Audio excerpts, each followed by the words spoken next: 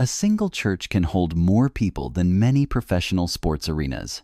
Beneath one roof, tens of thousands of worshipers can face the same altar, hear the same liturgy, and raise their voices in a prayer powerful enough to fill an entire structure. Yet creating a Catholic church on this scale requires far more than simply making the building larger.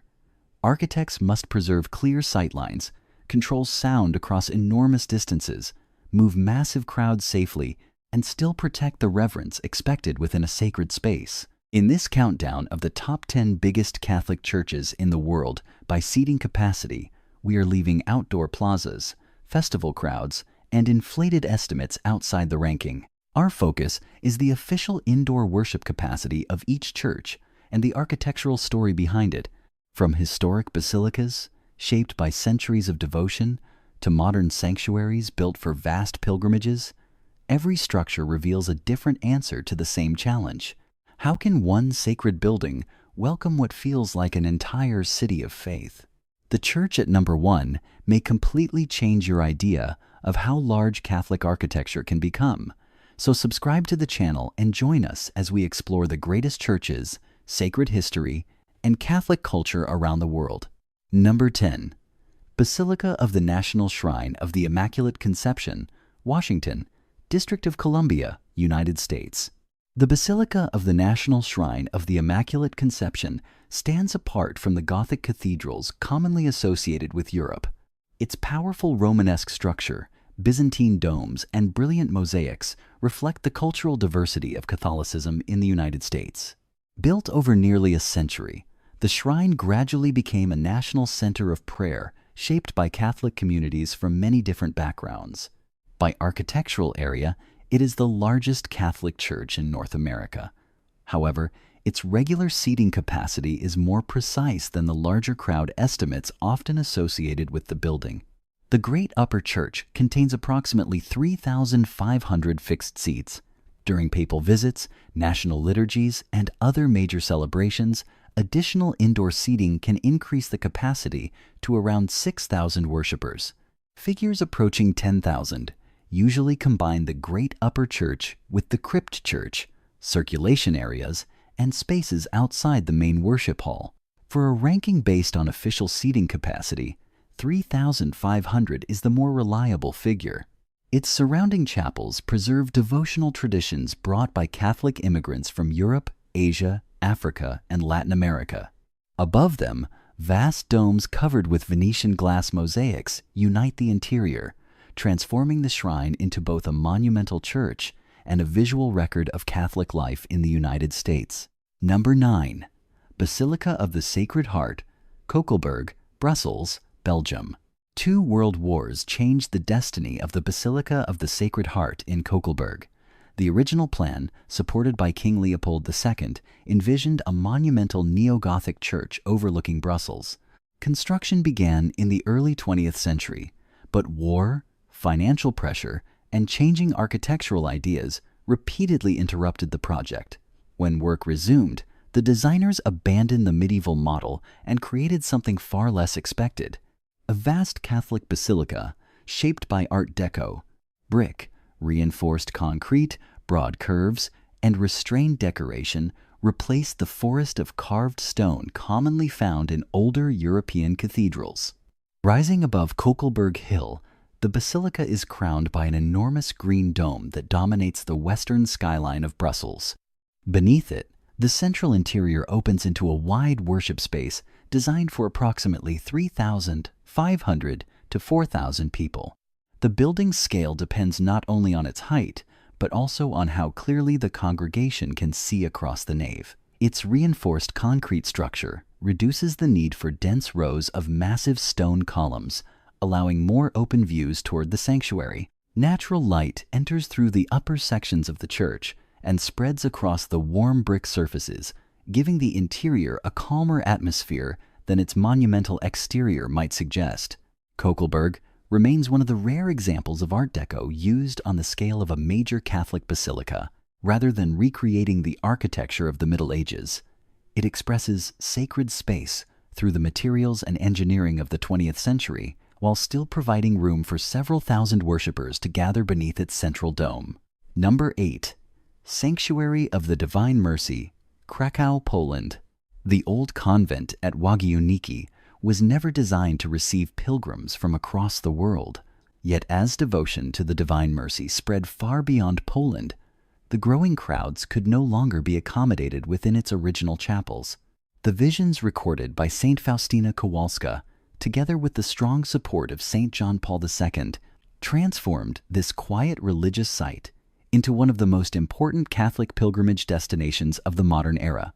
A new basilica was therefore built to serve a spiritual movement already expanding on a global scale. Designed by Polish architect Witold Sienkiewicz, the church was consecrated in 2002 and planned to hold approximately 5,000 worshippers indoors. Its broad interior brings a large congregation close to the sanctuary without depending on the long, narrow arrangement found in many traditional European churches.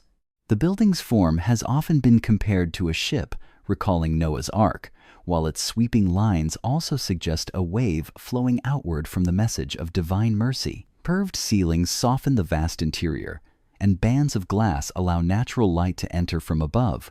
Instead of leaving the congregation lost inside a cold concrete hall, the design creates a brighter and more intimate setting for prayer, even when thousands are gathered for the same Mass. Its 5,000-person capacity grew directly from the needs of pilgrims rather than from a desire to display political power or architectural prestige. Every major feature, from the open floor plan to the placement of the sanctuary, was shaped around large liturgical celebrations and the continuing arrival of Catholics drawn to the message entrusted to St. Faustina. Number 7. Manila Cathedral, Manila, Philippines. 8 different churches have stood on the same sacred ground in Intramuros. Earthquakes, fires, typhoons, and war repeatedly damaged or destroyed Manila Cathedral, yet the Catholic community continued rebuilding it.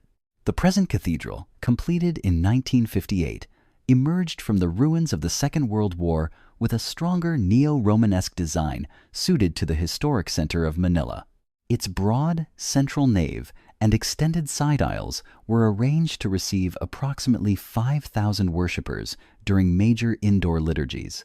Rather than filling the church with closely spaced structural columns, the layout preserves long views toward the sanctuary, allowing a large congregation to remain visually connected with the altar.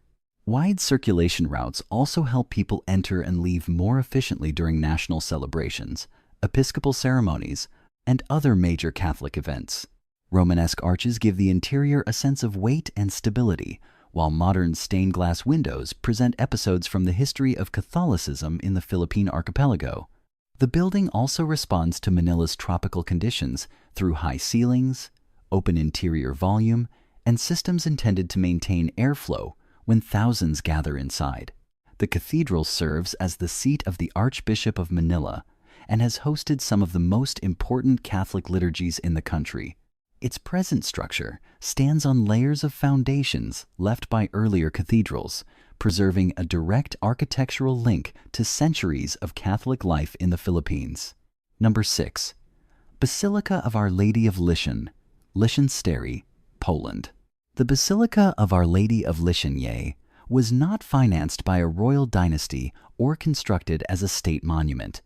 Much of its funding came from the small donations of pilgrims who traveled to this quiet region of western Poland. Their contributions gradually produced one of the largest modern Catholic churches in Europe. Consecrated in 2004, the basilica provides approximately 7,000 permanent seats across its immense interior. When additional approved areas are used during major celebrations, the indoor congregation can rise to roughly 7,500 people.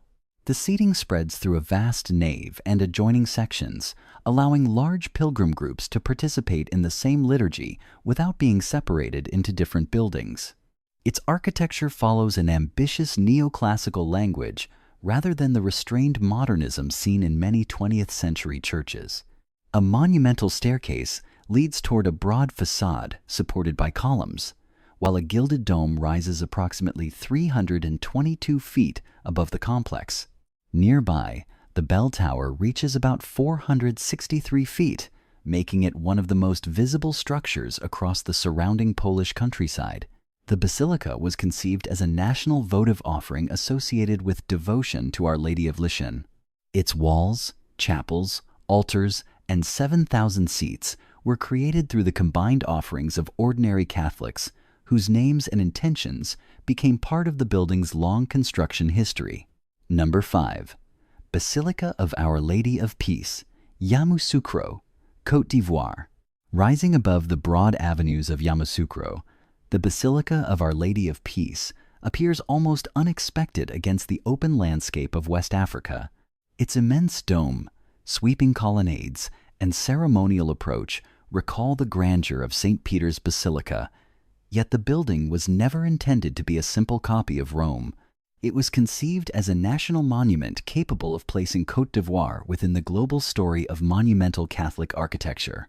The basilica was designed by Lebanese Ivorian architect Pierre Fakhouri and consecrated by St. John Paul II in 1990. Its concrete dome rises approximately 518 feet above the ground, while long colonnades extend around the central structure. Marble, polished stone, reinforced concrete, and vast expanses of stained glass create an interior that feels both ceremonial and luminous.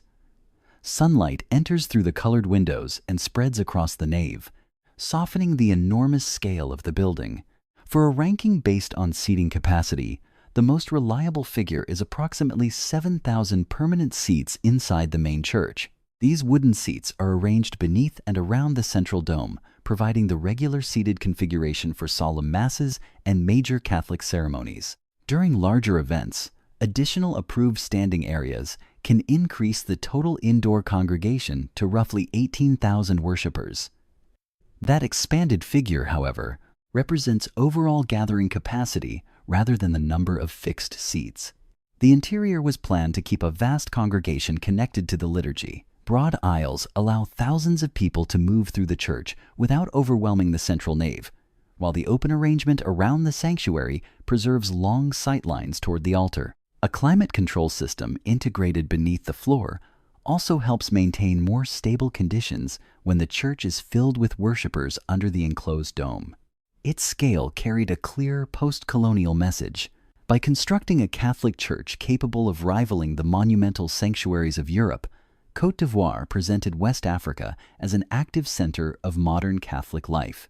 The basilica's 7,000 permanent seats remain the most accurate measure of its regular worship capacity, while the wider interior can receive a far larger congregation during major liturgical celebrations. Number 4. Basilica of the Holy Trinity, Fátima, Portugal. Fátima already had a historic basilica and one of the largest prayer grounds in the Catholic world. However, the sanctuary still needed a much larger enclosed space for rainy days, cold weather, and major international pilgrimages. The Basilica of the Holy Trinity was inaugurated in 2007 and designed by Greek architect Alexandros Toumbazis to meet that need without visually competing with the older basilica nearby. The sanctuary officially records exactly 8,633 seats, along with 76 designated places for worshipers with limited mobility. Its circular interior measures approximately 410 feet in diameter and contains no supporting columns within the main worship area. This open structure gives nearly every seat a clear view of the altar, while allowing more than 8,000 people to remain part of one visible congregation. Wide entrances and carefully planned circulation routes help large pilgrim groups move through the church efficiently. The acoustics were also designed to carry speech and sacred music across the vast interior. When the full capacity is unnecessary, a movable partition can divide the basilica into two smaller spaces, creating a more intimate setting for quieter celebrations. Its low exterior profile was equally deliberate. Much of the building extends horizontally across the sanctuary grounds, preserving the prominence of the historic basilica and prayer square. The result is a modern Catholic church shaped around precise seating, unobstructed sightlines, accessibility, and the practical needs of global pilgrimage. Number 3. New Basilica of Our Lady of Guadalupe, Mexico City, Mexico. The new Basilica of Our Lady of Guadalupe was designed around movement. Every year, immense waves of pilgrims arrive at Tepeyac Hill to attend Mass and pass before the sacred tilma bearing the image of Our Lady of Guadalupe. The 17th century basilica could no longer manage that pressure safely, especially after unstable ground caused the historic structure to sink and develop serious damage. A much larger church was therefore completed and consecrated in 1976. Architect Pedro Ramirez Vázquez rejected the long, narrow floor plan found in many traditional cathedrals. He created a broad circular sanctuary capable of receiving approximately 10,000 worshippers indoors, with the altar and the tilma visible from across the congregation. The copper-covered roof rises toward a central point, giving the building the appearance of a great tent gathered around a sacred center. This arrangement reduces the distance between the outer seating areas and the liturgical action, while multiple entrances distribute the arriving crowds around the structure. The most ingenious feature operates beneath the main sanctuary. Moving walkways carry pilgrims past the tilma continuously, allowing them to pause visually before the image without stopping the entire line. Above them, Mass can continue for the congregation gathered around the altar. The two activities remain closely connected, yet their circulation routes do not collide. This separation between moving pilgrims and seated worshippers allows the basilica to serve as both a major church and a constantly active shrine. People arriving only to venerate the image can pass through steadily, while those attending the liturgy remain within a more stable and prayerful space. The circular plan, central sanctuary, numerous entrances, and underground walkways function together to manage one of the largest Catholic pilgrimage flows in the Americas. Number 2. Basilica of St. Pius X, Lourdes, France. One of the largest enclosed Catholic worship spaces in the world is almost invisible from the streets of Lourdes. It has no monumental facade rising above the town, no bell tower dominating the valley, and no great dome announcing its presence from a distance. Most of the Basilica of St. Pius X lies beneath the sanctuary grounds, hidden under the very landscape it was designed to preserve. The underground basilica was consecrated in 1958 during the centenary of the apparitions of Our Lady of Lourdes. Architect Pierre Vago faced a difficult assignment: create a sheltered space for enormous international pilgrimages without placing another massive structure beside the grotto and the older basilicas. Building below ground protected the historic setting while giving pilgrims a place to gather during rain, winter cold, and severe weather. Its oval interior extends approximately 659 feet in length and 266 feet in width. 58 pre-stressed concrete ribs support the broad roof and the weight of the ground above it. Rather than forming a conventional nave filled with vertical columns, these structural ribs create a sweeping interior. Often compared to the hull of an overturned ship, the sanctuary can be arranged so that vast crowds gather along both sides of the central liturgical area. The official Sanctuary of Lourdes describes the basilica as having a maximum capacity of approximately 25,000 people, including around 5,000 seated worshippers. Therefore, 25,000 should be understood as total indoor worship capacity, not as the number of permanent seats. This immense hall is particularly suited to international masses and Eucharistic processions involving pilgrims from many countries.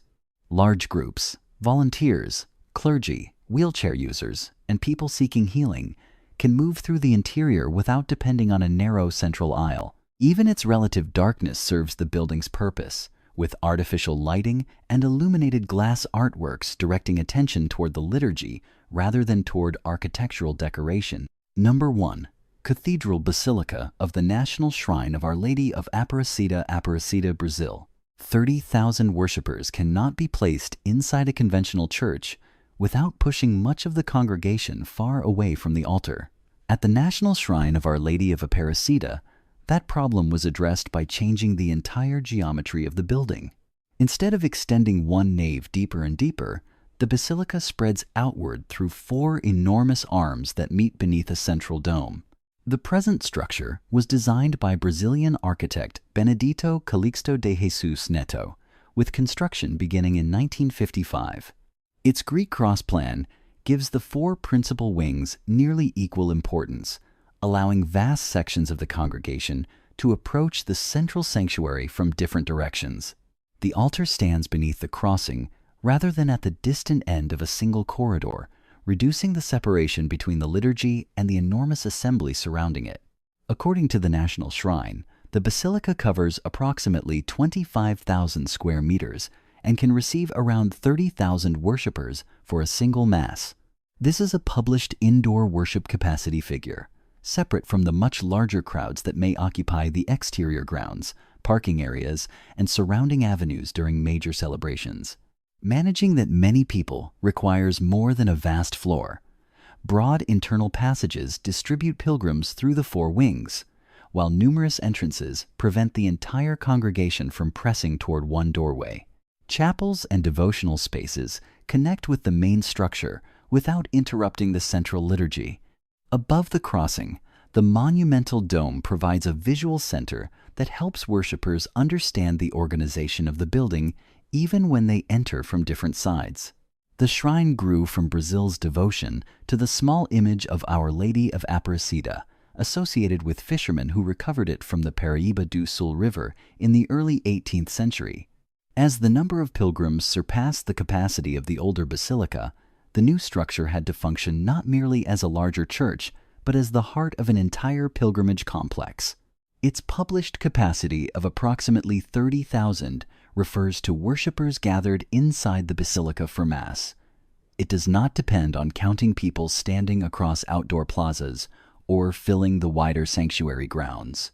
The four balanced wings, central altar, high dome, and extensive circulation system allow a congregation comparable to the population of a small city to participate beneath one roof. Each church in this journey represents far more than a record measured in concrete, marble, steel, or seating capacity. These vast sanctuaries were built from the faith, sacrifice, and hope of millions of Catholics who longed to create a spiritual home large enough to welcome every pilgrim, including those who arrived exhausted, wounded, uncertain, or searching for peace before the altar of God. Architecture may age, stone may weather, and even the strongest structures may one day require restoration. Yet the prayers offered within these walls continue across generations. Whether hidden beneath the ground at Lourdes, shaped around a modern circular plan at Fatima, or expanded on an extraordinary scale in Brazil, each basilica reveals a different answer to the same Catholic desire: to gather as one community in worship. Which church impressed you most through its architecture and capacity? Share your choice in the comments below. Subscribe to the channel, turn on notifications, and join us for more journeys through the greatest churches, sacred history, and Catholic culture around the world. May God bless you and grant you peace.